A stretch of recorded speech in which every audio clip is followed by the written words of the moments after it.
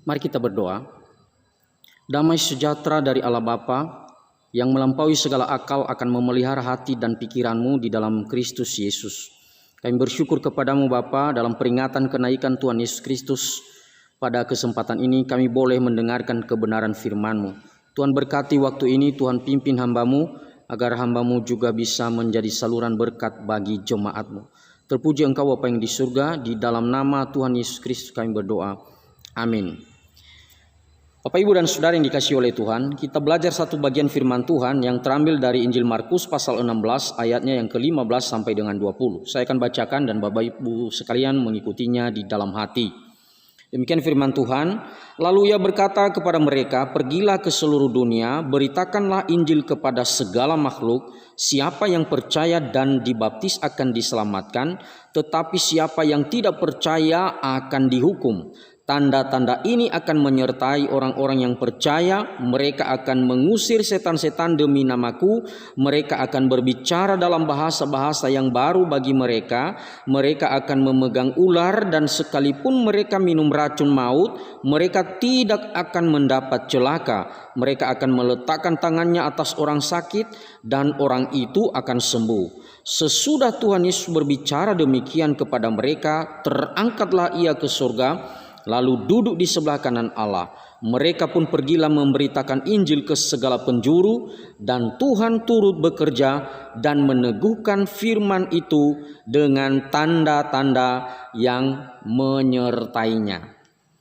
Demikian sejauh pembacaan firman Tuhan. Saya menyapa kita semua, Shalom Yahoo. Kita bersyukur kepada Tuhan di tengah-tengah penanganan atau proses pemutusan mata rantai penyebaran virus corona. Kita diingatkan di dalam satu momen, yaitu kita memperingati kenaikan Tuhan kita Yesus Kristus ke surga setelah kebangkitannya. Dan memang itulah rangkaian dalam sejarah kita yang pernah terjadi di dalam kehadiran Tuhan Yesus di tengah-tengah dunia. Sejak dia lahir sebagai bayi kecil, kemudian dia bertumbuh menjadi besar, lalu dia mengajar, dan kemudian setelah itu dia disalibkan. Setelah dia disalibkan, dia dibangkitkan dari antara orang mati. Dan setelah bangkit, maka inilah momen yang kita peringati, dia naik ke surga, dan seterusnya nanti kita akan menantikan kedatangannya yang kedua kali, datang lagi ke dalam dunia ini untuk menyatakan penghakimannya terhadap seluruh isi dunia. Maka sebelum dia naik, bagian ini dia sampaikan, dan ini dicatat oleh penulis Injil Markus sebagai bagian daripada Injil yang terus dipegang dan terus diajarkan ke seluruh dunia dan kepada setiap orang di dalam segala zaman.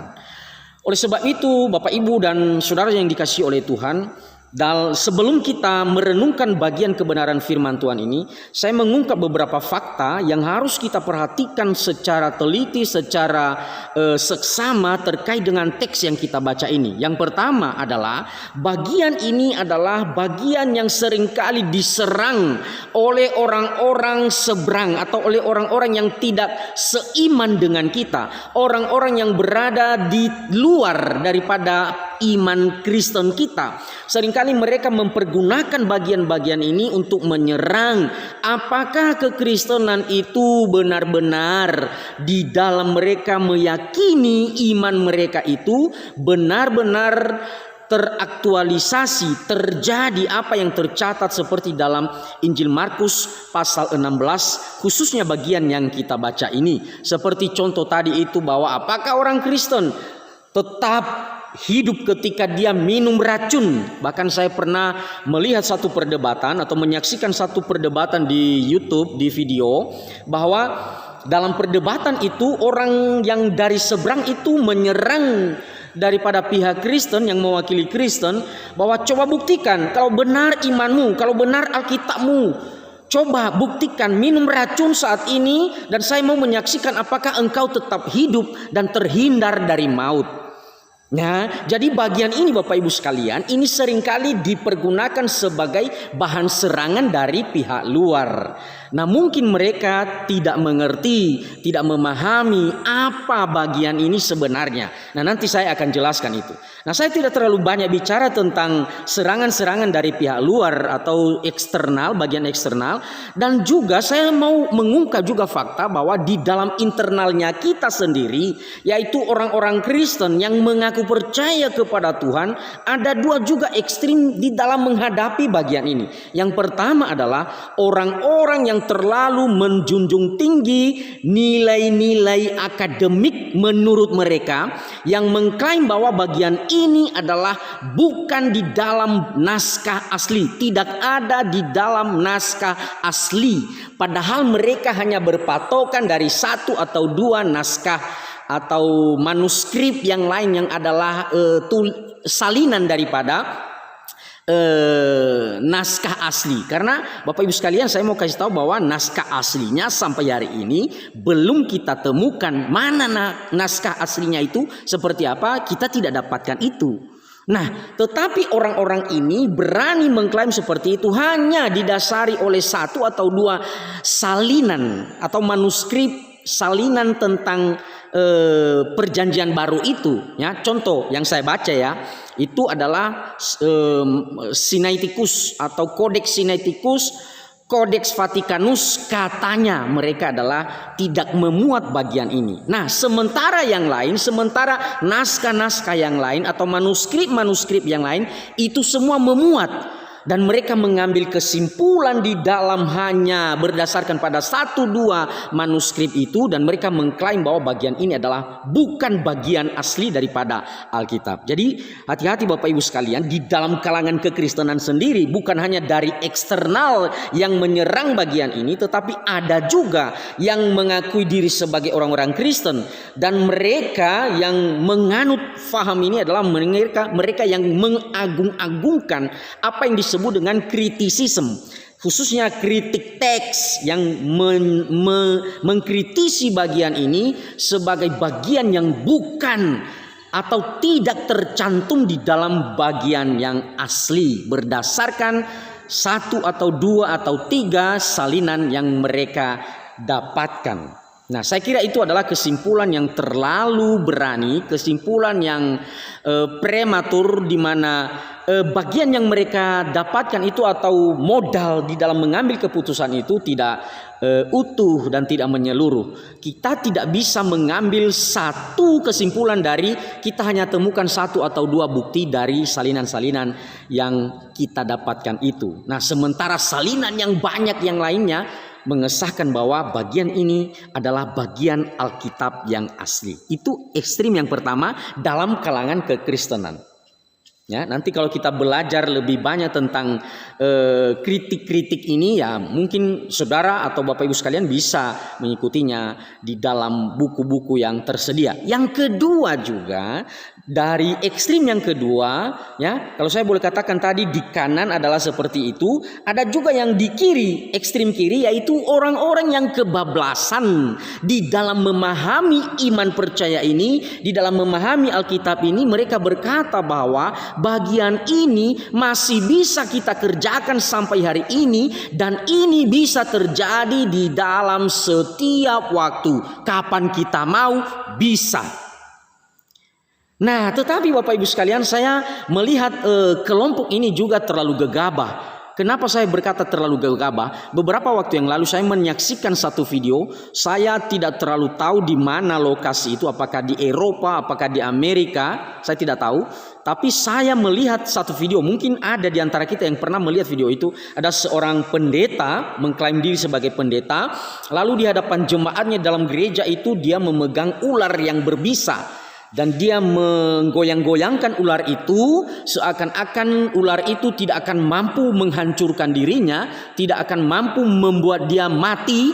Dan ketika dia sedang asik menggerak-gerakkan ular itu, apa yang terjadi? Tiba-tiba ular itu mematok bagian belakang telinganya ini. Dan setelah itu dia merasa masih kuat, dia seolah-olah masih kuat padahal racunnya sudah mulai bergerak, racunnya sudah mulai masuk di dalam nadinya, di dalam peredaran darahnya. Tidak lama kemudian mengucurlah darah segar. Beberapa beberapa butir darah segar keluar dan mengalir, akhirnya membasahi bagian bajunya yang sebelah kanan ini. Lalu setelah itu karena dia kelihatan kehilangan kekuatan, dan akhirnya dia ditopang, dia diambil dan dia dibawa ke tempat yang di mana dia bisa beristirahat. Saya tidak tahu nasibnya seperti apa, apakah dia boleh sembuh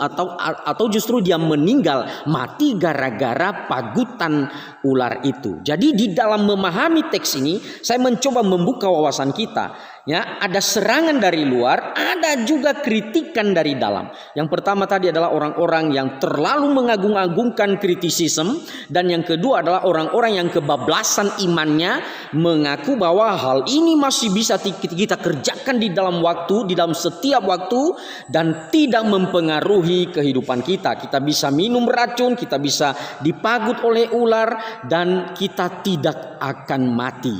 Jadi dua ekstrim yang kebablasan mencermati bagian ini. Bapak Ibu sekalian, saya mau mencoba untuk memberikan kita semacam pengertian tentang hal ini. Yang pertama adalah bahwa bagian ini untuk menghadapi kritisisme, bagian ini adalah bagian yang sah dari kanonisasi Alkitab kita. Kenapa? Karena dulu di masa bapak-bapak gereja semestinya bagian ini kenapa tidak dihapus? Kenapa tidak diprotes? Kenapa tidak dihilangkan saja?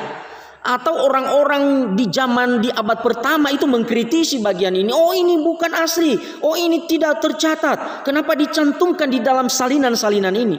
Jadi itu alasan saya yang pertama tentang menghadapi orang-orang yang berkata bagian ini bukan daripada bagian Alkitab yang asli.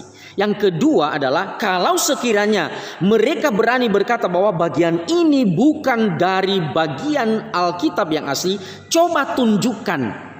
Ya, coba tunjukkan. Jangan hanya asal omong bahwa ini bukan asli. Coba tunjukkan mana buktinya, mana teksnya itu, mana teks yang asli.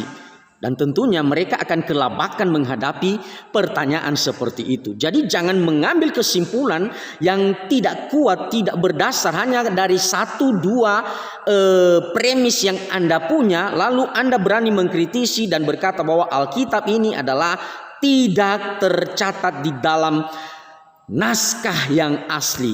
Wong kita sendiri nggak punya naskah asli. Dari mana kita tahu? Lalu apa otoritasnya kita berani berkata bahwa bagian ini tidak termasuk dalam bagian Injil daripada Markus? Jadi itu berupa sanggahan sederhana dari saya. Yang kedua juga menanggapi orang-orang yang kebablasan imannya, saya mau katakan bahwa bagian ini benar terjadi.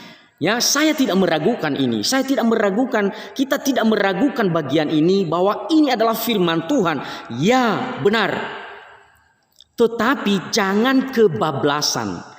Bapak Ibu harus tahu, ya, hal-hal yang seperti ini adalah merupakan manifestasi daripada kuasa Allah di zaman itu pada khususnya. Tentunya bagi mereka yang hidup di zaman penulisan kitab Markus ini, atau yang menerima tulisan ini, yang mendengar tulisan ini, adalah orang-orang yang bisa menyaksikan dengan sendiri apa yang tercatat di dalam bagian ini. Apa yang tercatat dalam bagian ini? Yaitu bahwa di dalam pemberitaan Injil, di dalam menyampaikan Injil, para murid itu atau orang-orang percaya di generasi pertama itu yang langsung mendengar perkataan dari Tuhan Yesus waktu itu memang melihat, memang menyaksikan apa yang dikatakan oleh Yesus di sini terbukti benar. Saya mengambil beberapa contoh nanti Bapak Ibu. Yang pertama dalam ayatnya yang ke-17 itu dikatakan tanda-tanda ini akan menyertai orang-orang yang percaya. Apa? Yang pertama, mereka akan mengusir setan demi namaku. Mereka mengusir setan-setan demi namaku. Itu Yesus yang berkata seperti itu. Nah, apakah terjadi di zaman itu? Terjadi. Setelah kenaikan Yesus ke atas kayu salib, ke surga, ya, maksudnya setelah Yesus naik ke surga, apa yang terjadi? Hal-hal yang diungkapkannya itu terjadi di tengah-tengah kehidupan para murid. Saya ambil contoh Kisah Rasul pasal 19 ayat 12. Saya bacakan ya Bapak Ibu, untuk Bapak Ibu sekalian, Kisah Para Rasul pasal 19 ayatnya yang ke-12. Apa yang dikatakan di situ? Bahkan orang membawa sapu tangan atau kain yang pernah dipakai oleh Paulus dan meletakkannya atas orang-orang sakit, maka lenyaplah penyakit mereka dan keluarlah roh-roh jahat. Sekali lagi, maka lenyaplah penyakit mereka dan keluarlah roh-roh jahat. Apa yang Yesus katakan tadi? Yesus katakan dalam bagian pasal 16 ayat 17 itu, mereka akan mengusir setan-setan demi namaku. Roh jahat, setan sama saja. Dan itu terjadi di dalam pelayanan Paulus. Apa yang dikatakan di situ tadi di pasal 9, Kisah Rasul pasal 19 itu. Itu hanya melalui sapu tangannya, ya, melalui sapu tangan yang pernah dipakai oleh Paulus, itu roh jahat bisa keluar. Berarti terjadi apa yang Yesus katakan. Ya. Jadi di dalam bagian ini tidak perlu kita ragukan, memang terjadi. Terutama di generasi pertama pada para murid waktu itu, di generasi pertama daripada orang-orang Kristen waktu itu benar-benar terjadi. Jadi itu terjadi dalam diri Paulus. Sapu tangan yang pernah dia pakai itu bisa mengeluarkan roh jahat dari orang-orang yang sudah dirasuk oleh setan. Dan apa yang Yesus katakan benar terjadi. Kemudian yang kedua, di dalam ayat 17 itu dikatakan bahwa mereka akan mengusir setan-setan demi namaku, mereka akan berbicara dalam bahasa-bahasa yang baru bagi mereka. Bahasa-bahasa yang baru bagi mereka. Nah, ini lebih lagi, setelah Yesus naik ke surga, nanti setelah itu akan ada Pentakosta, pencurahan Roh Kudus. Di situ kita melihat di dalam Kisah Rasul pasal 2, apa yang terjadi? Terjadi hal yang luar biasa. Bahasa-bahasa yang para murid sendiri tidak mengerti, tapi mereka dimampukan oleh Roh Kudus. Supaya apa? Supaya semua orang yang hadir pada hari Pentakosta itu mereka bisa mengerti apa yang dikatakan oleh para murid itu. Dan Roh Kudus bekerja melalui para murid itu, sehingga di dalam Alkitab, dalam Kisah Rasul pasal 2 itu dikatakan, kita orang Mesir, kita orang Frigia, kita orang Roma, kita orang Syria, kita orang-orang yang bukan di Yerusalem ini. Tapi kenapa orang-orang itu bisa bicara dengan bahasanya kita? Artinya apa? Terjadi apa yang dikatakan oleh Yesus Kristus dalam bagian ini, bahwa akan ada orang-orang percaya itu akan berbicara dalam bahasa-bahasa yang baru bagi mereka. Para murid waktu itu tidak mengenal bahasa-bahasa yang lain itu, tapi mereka dimampukan oleh Roh Kudus. Berarti terjadi apa yang Yesus katakan. Selanjutnya, apa yang dikatakan oleh Yesus dalam bagian selanjutnya, ayat 18, mereka akan memegang ular. Ya, Bapak Ibu, ini hanya dikatakan dalam bagian ini memegang ular. Ya, bukan dipagut ular. Oke lah, kita istilahnya kita kasih kortingan, bukan hanya memegang. Ya, kita akui juga bahwa mungkin juga Yesus berkata memagut, ya, dipagut oleh ular. Ya. Kalau saya misalnya ya menambahkan dengan bahasanya saya, mereka akan memegang ular dan dipagut oleh ular, dan sekalipun mereka minum racun maut, mereka tidak akan mendapat celaka. Memegang ular atau ular berlilit di tangan, itu terjadi Bapak Ibu. Kapan terjadi? Coba kita baca, kita lihat di dalam Kisah Para Rasul pasal 28 ayatnya yang ketiga. Saya coba bacakan ya ayat yang ketiga. Ketika Paulus memungut seberkas ranting-ranting dan meletakkannya di atas api, keluarlah seekor ular beludak karena panasnya api itu, lalu menggigit tangannya. Ketika orang-orang itu melihat ular itu terpaut pada tangan Paulus, mereka berkata seorang kepada yang lain, "Orang ini sudah pasti seorang pembunuh. Sebab meskipun ia telah luput dari laut, ia tidak dibiarkan hidup oleh Dewi Keadilan." Tetapi Paulus mengibaskan ular itu di dalam api, dan ia sama sekali tidak menderita sesuatu. Ya. Apa yang Yesus katakan mengenai orang-orang percaya akan memegang ular, bahkan dipagut oleh ular, tidak akan celaka, benar-benar terjadi di generasi para murid. Paulus sendiri membuktikan itu. Ini kisah ini yang saya baca, ini kisah ketika kapal mereka itu karam, hancur di tengah laut, lalu mereka terdampar di satu pulau yang dikatakan Pulau Malta, dan di situ terjadilah bagian yang saya baca tadi. Jadi di tengah-tengah Paulus itu mengumpulkan ranting untuk dibakar dengan api, lalu tiba-tiba muncullah ular, lalu melilit tangannya dan memagut tangannya, dan orang-orang melihat bahwa Paulus akan mati dengan ular itu, ular beludak itu, karena ular itu berbisa dan itu bisa mematikan. Tapi apa yang terjadi? Paulus tidak apa-apa, dia menghempaskan ular itu ke dalam api dan dia ternyata tidak apa-apa. Nah, nanti kalau kita baca bagian itu, sampai orang-orang di sekitarnya itu seakan-akan melihat Paulus seperti dewa, karena dia tidak meninggal, dia tidak mati setelah dipagut oleh ular itu.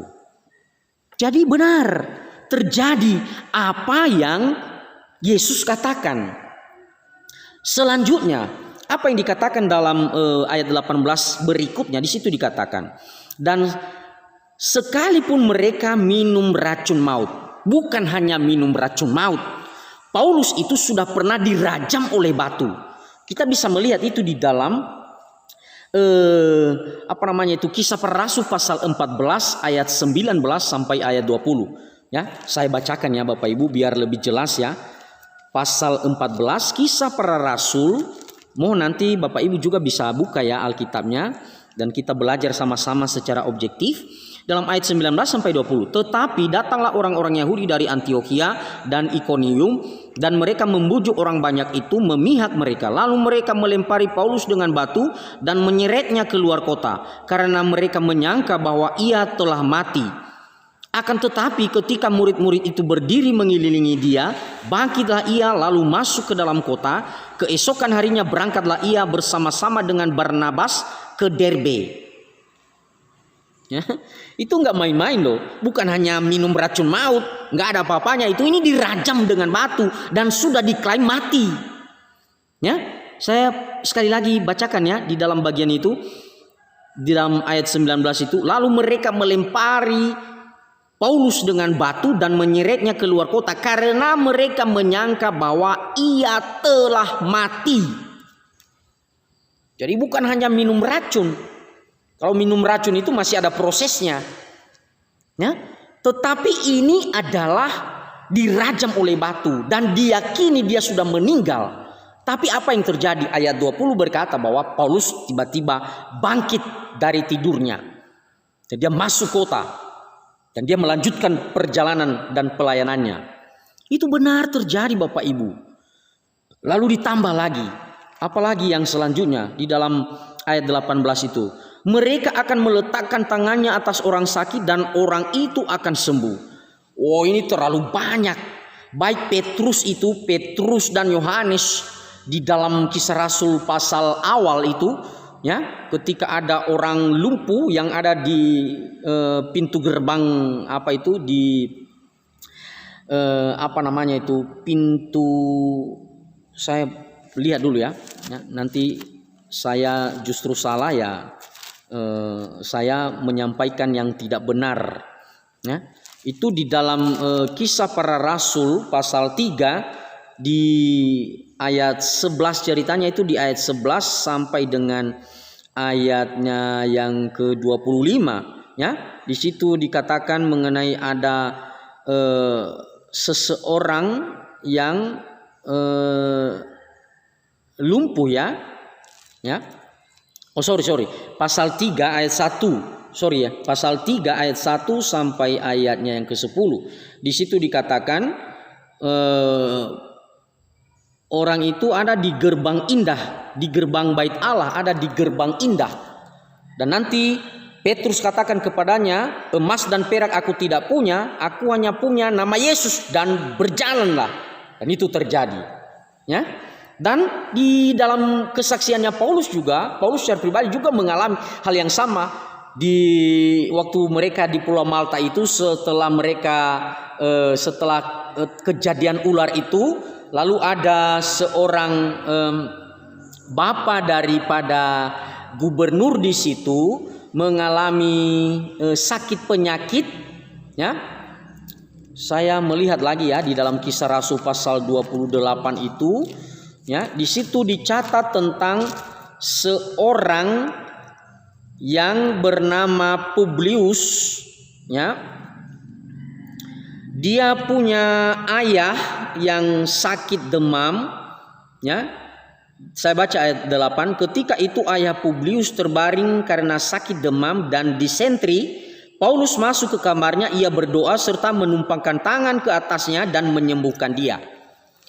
Jadi di dalam kesaksiannya Paulus, ayahnya Publius itu dia pernah sembuhkan hanya dengan berdoa dan menumpangkan tangan. Dan terjadilah apa yang Yesus katakan di dalam bagian ini.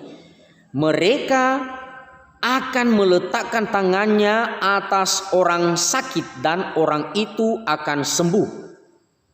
Jadi Bapak Ibu sekalian, apa yang Yesus katakan dalam bagian ini benar-benar terjadi.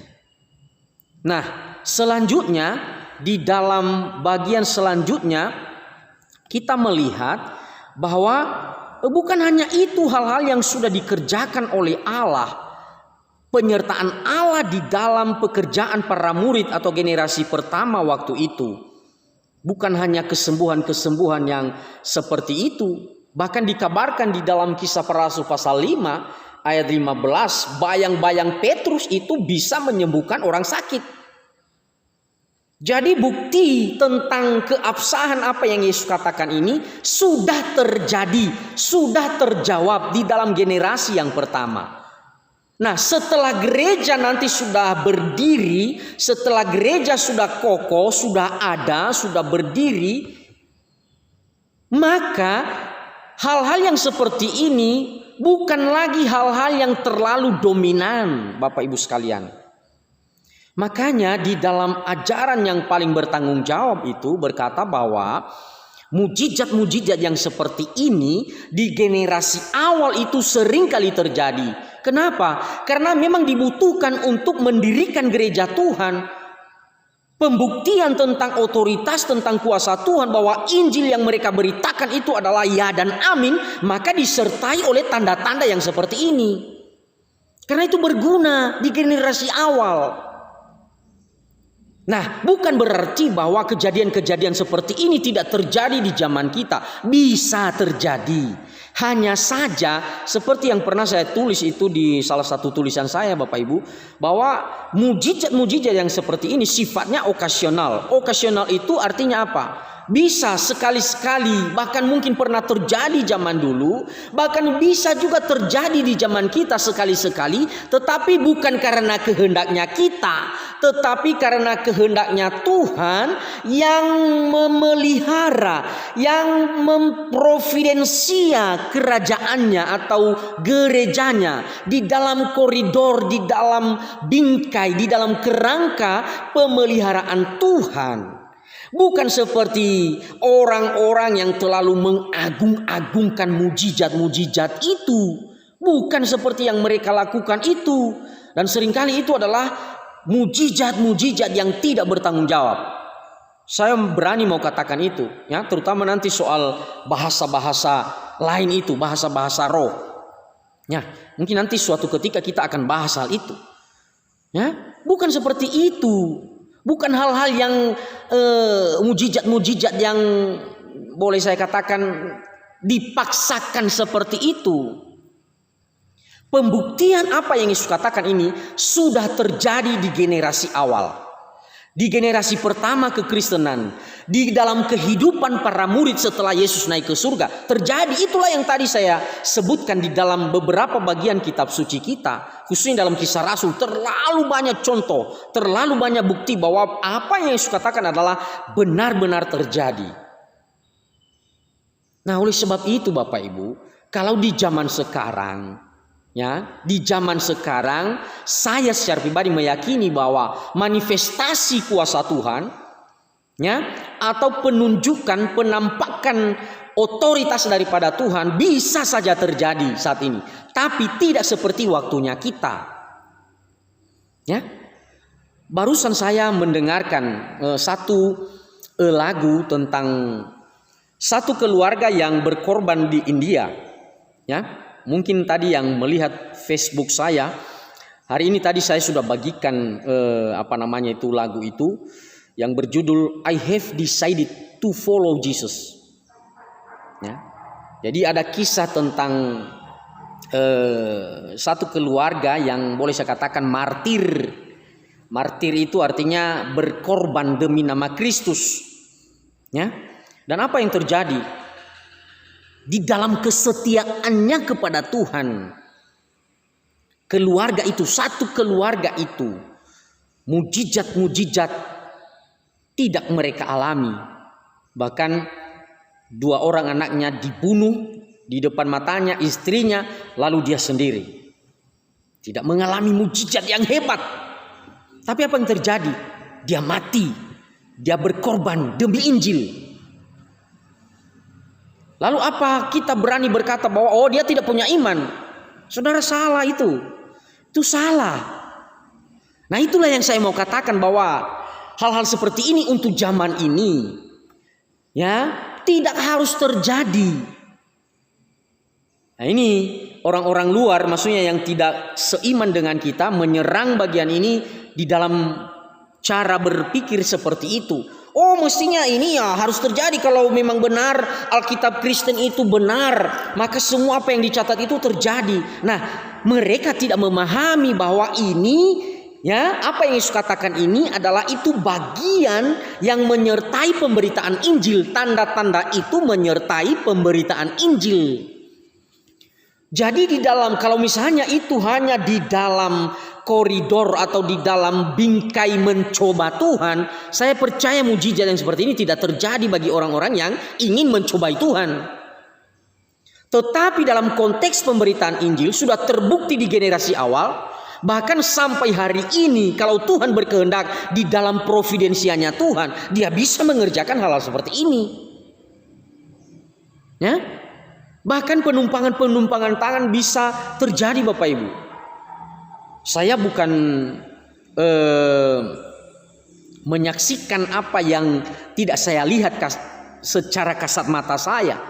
Saya pernah menyaksikan, ya, saya pernah menyaksikan ada orang disembuhkan karena kerasukan.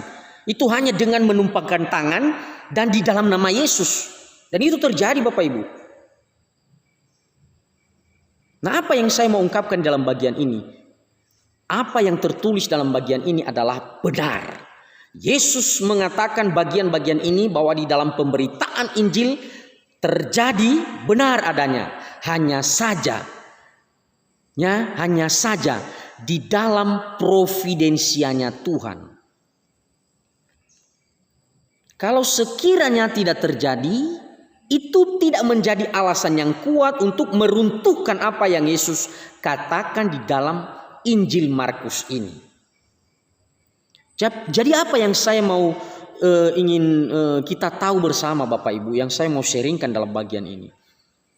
Bagian firman Tuhan ini adalah sebuah kebenaran. Ya. Dan bagian firman Tuhan ini akan terus terjadi, yaitu pemberitaan Injil itu akan terus dikerjakan. Baik pemberitaan Injil secara face to face atau secara tatap muka, baik juga pemberitaan Injil secara media sosial seperti ini. Pekerjaan yang Tuhan telah berikan kita itu sebagai tanggung jawab kita sebagai orang percaya, mari kita kerjakan. Beritakan Injil, baik atau tidak baik waktunya. Dan termasuk seperti ini Bapak Ibu. Dalam video ini saya memberitakan Injil tentang kebenaran Tuhan. Bahwa Yesus memang adalah Raja. Yesus adalah Tuhan. Yesus berkuasa. Yesus adalah Hakim. Dan keputusanmu hari ini di dalam sikapmu meresponi berita tentang Injil ini menentukan masa depanmu, menentukan kehidupan kekalmu. Apakah engkau dihukum secara kekal atau engkau menerima anugerah keselamatan secara kekal? Kenapa? Tadi di ayat 16 di situ dikatakan, siapa yang percaya dan dibaptis akan diselamatkan, tetapi siapa yang tidak percaya akan dihukum. Sekali lagi Bapak Ibu, siapa yang percaya dan dibaptis akan diselamatkan, tetapi siapa yang tidak percaya akan dihukum. Yesus tidak pernah menyampaikan kalimat-kalimat kebohongan. Itu digaris bawahi. Yesus tidak serampangan menyampaikan kalimat yang tidak sungguh-sungguh.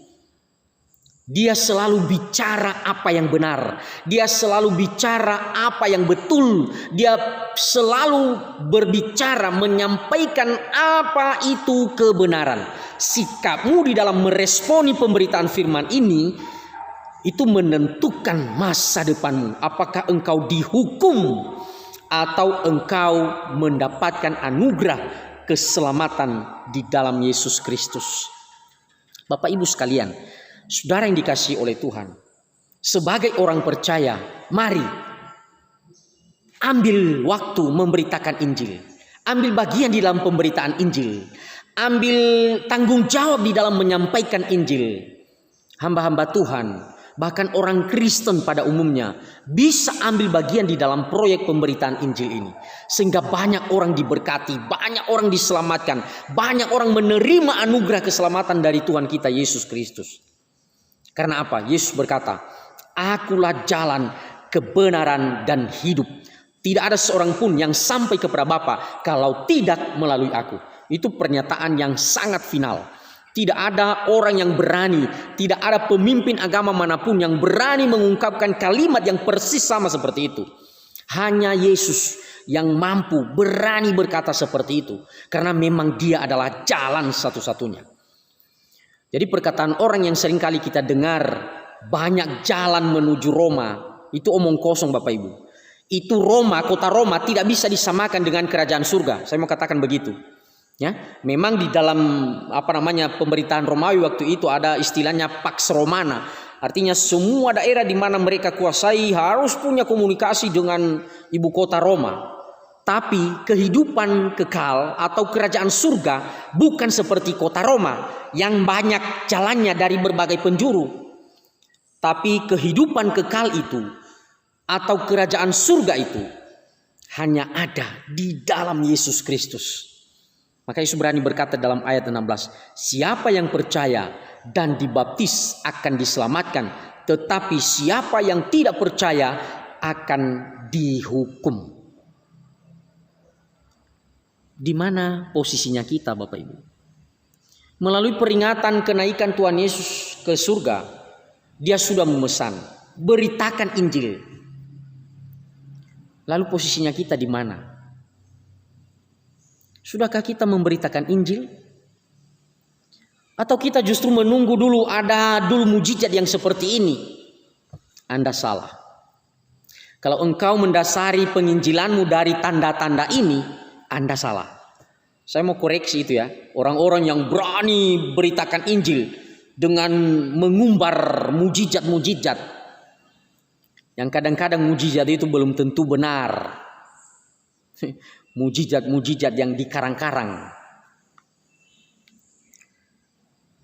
Mari memberitakan Injil lebih bertanggung jawab. Bahwa hal-hal ini, tanda-tanda ini di generasi pertama terjadi, benar terjadi. Tetapi di generasi kita saat ini mungkin terjadi, dan itu terjadi di dalam pemeliharaan Tuhan. Tetapi mungkin juga tidak terjadi. Dan itu bagian daripada tanggung jawab kita. sudah ambil bagian dalam pemberitaan Injil? Saudara-saudara yang punya kemampuan, saudara-saudara yang punya intelektual, saudara-saudara yang punya kefasihan untuk menyampaikan kata-kata atau berita Injil ini, jangan pelit, ya, jangan mengurung diri, sampaikanlah berita tentang Tuhan itu. Dan Tuhan akan menyertai. Respons kita terhadap anugerah Tuhan, yaitu tanggung jawab kita dalam dunia ini, menyampaikan berita ini ke seluruh dunia. Biarlah semua yang bernyawa memuji Tuhan. Itu tadi kalimat di ayat yang ke-15. Lalu ia berkata kepada mereka, pergilah ke seluruh dunia, beritakanlah Injil kepada segala makhluk. Artinya tidak ada batasan, kepada semua orang, siapapun dia, beritakan berita Injil. Yesus mengasihi engkau. Yesus mati bagimu. Yesus telah menebus dosamu. Percayakah engkau? Tuhan memberkati. Amin.